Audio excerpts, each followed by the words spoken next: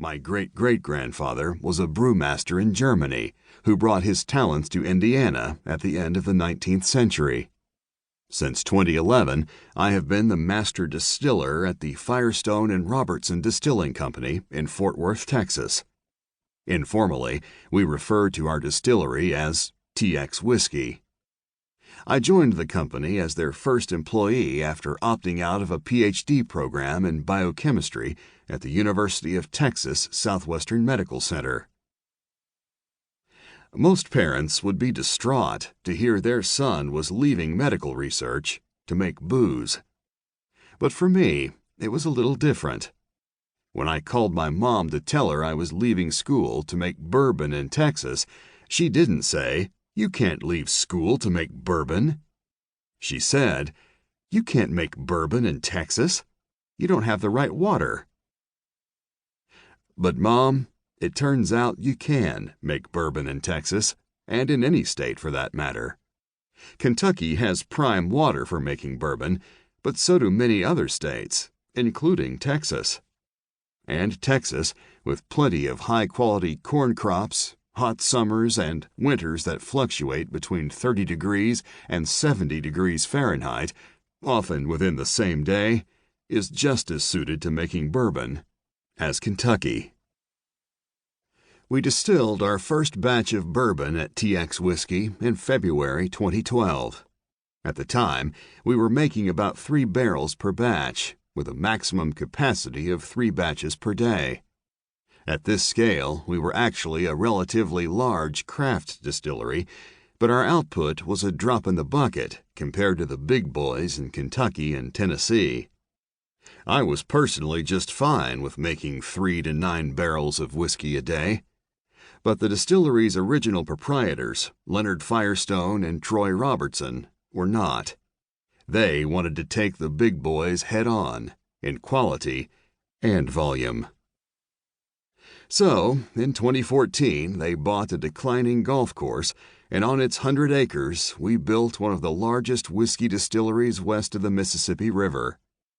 Our output is now 40 barrels per batch, with a maximum capacity of 3 batches per day.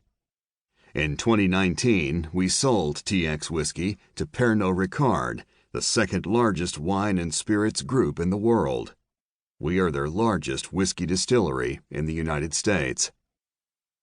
In 2016, I decided to combine whiskey and science into a second PhD attempt, this time at Texas A&M's Distance Plant Breeding Program. Distance meaning that I conduct my research at TX Whiskey and maintain my full-time position with the company while completing the degree, studying under the quantitative geneticist and corn breeder Dr. Seth Murray. My dissertation explores how genetic and environmental forces influence corn-derived flavors in whiskey. My hope is that the data generated can be used to breed and select new corn varieties specifically suited for whiskey production. Much of our research and the stories that surround it are covered in this book.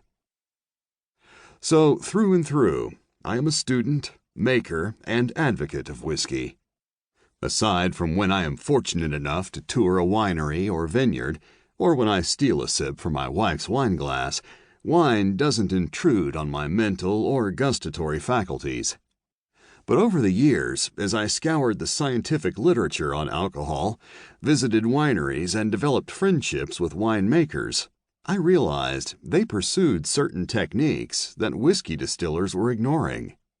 Many of these pursuits are rooted in the concept of terroir, and how the provenance of a place can translate to distinct flavors. These pursuits start not at the winery, but in the vineyard. They start with the land and the grapes cultivated on it.